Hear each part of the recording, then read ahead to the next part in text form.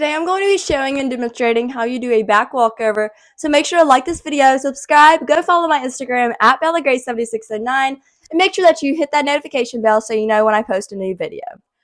Number 1 is stretch. You should stretch before you do any athletic activity. This will ensure that you don't pull any muscles and that you're not sore the next day. When you stretch for your back walkover, I recommend doing back stretches, including back bends and back bend kickovers that I also recommend that you have before attempting a back walkover.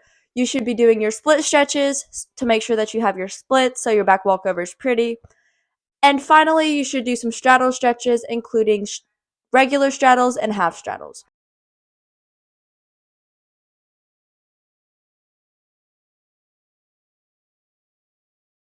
If you do not have your split, make sure to go check out this video and it'll teach you how to get your split.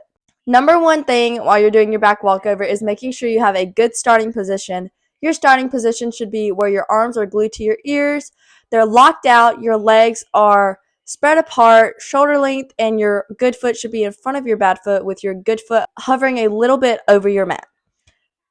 Next, you're going to think of a seesaw, and that's exactly how you want to look. When your arms go down, you want your legs to come up and hit a split in the air.